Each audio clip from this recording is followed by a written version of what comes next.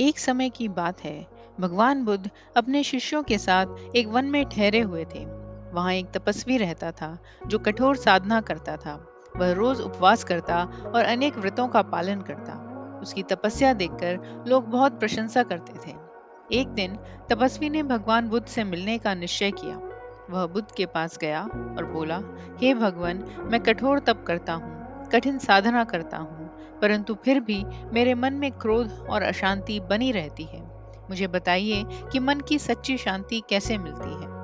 भगवान बुद्ध मुस्कुराए और बोले, मैं तुम्हें एक कहानी सुनाता हूँ। बुद्ध ने एक शिष्य से कहा, एक खाली घड़ा लाओ। शिष्य एक घड़ा लाया। बुद्ध ने तपस्वी से कहा, देखो, यह घड़ा खाली है, इसमें कुछ नहीं है, तो यह हल्का है और इसे उठाना आसान है। फिर बुद्ध ने घड़े में मिट्टी, कंकड़ और पानी भरवाया। अब घड़ा भारी हो गया। बुद्ध बोले, अब यह घड़ा भारी हो गया है। जब तक यह भरा हुआ है, इसे उठाना कठिन होगा। बुद्ध ने समझाया, हमारा मन भी ऐसा ही है। जब उसमें मोह, क्रोध, द्वेष, अहंकार से भरी चीजें रहती हैं, तब वह भारी हो जाता है। तपस्या से शरीर को कष्ट देना असली शांति नहीं लाता। असली तप तो मन की गंदगी को धो देना ही है।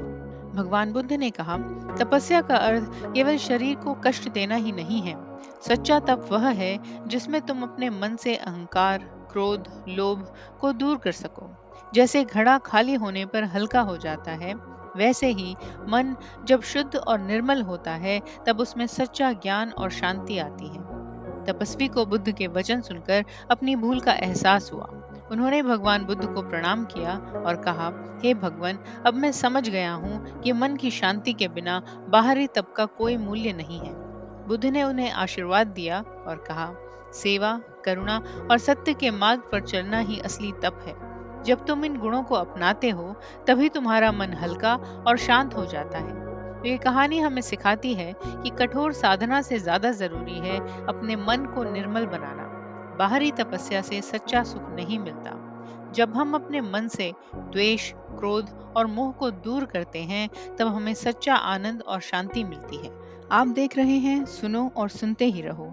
हमारा चैनल पुरातन ग्रंथों को सरल भाषा में आप तक पहुंचाने का एक प्रयास है। कृपया चैनल को सब्सक्राइब कीजिए और हमारे साथ जुड़िए। हम हिंदू धर्म ग्रंथों, साहित्य और इतिहास में से प्रेरणादायक कथाएं आपके लिए लाते रहते हैं।